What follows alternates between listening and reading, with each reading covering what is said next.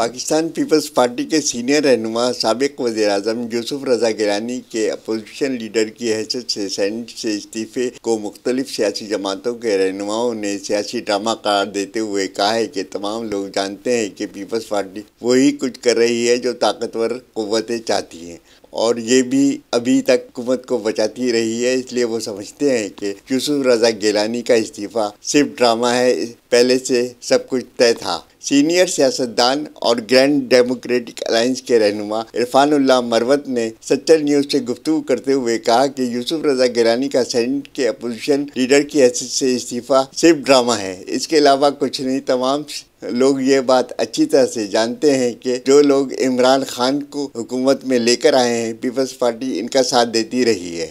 M Q M بحالی committee کے سربراہ ڈاکٹر فاروق ستار نے کہا کہ یوسف رضا گیلانی کو اگر استعفیٰ دینا ہی تھا تو چیئرمین سینیٹ کو دیتے۔ انہوں نے بلاول بھٹو کو استعفیٰ دیا، انہوں نے قبول کرنے سے انکار کر دیا۔ یہ کیا بات ہوئی؟ جماعت اسلامی کے مرکزی رہنما ڈاکٹر معراج الہدیٰ صدیقی نے کہا کہ پیپلز پارٹی، مسلم لیگ نون اور تحریک انصاف کی ایک ہی پالیسی ہے کہ یہ بین الاقوامی اداروں آئی ایم ایف اور ورلڈ بینک کے مفادات کے لیے کام کرتے رہے ہیں اور فیصلے کرتے ہیں انہی کے حق میں۔ میں سمجھتا ہوں کہ یوسف رضا گیلانی کا استعفیٰ صرف میڈیا کو دکھانے کی حد تک ہے۔ سابق رکن قومی assembly M Q M Pakistan کی رابطہ کمیٹی کے رکن عبدالوسیم نے کہا کہ بڑے لوگوں کی بڑی باتیں ہیں۔ اگر یوسف رضا گیلانی کو اگر حقیقت میں استعفیٰ دینا ہی تھا تو چیئرمین سینیٹ کو دیتے۔ مسلم لیگ نون سندھ کے سیکرٹری اطلاعات خواجہ طارق نذیر نے کہا کہ اس پر کیا تبصرہ کیا جا سکتا ہے کہ لوگ پہلے ہی دیکھ رہے ہیں کہ پیپلز پارٹی حکومت کے ساتھ مل کر چل رہی ہے اور اسے گرنے سے روک رہی ہے۔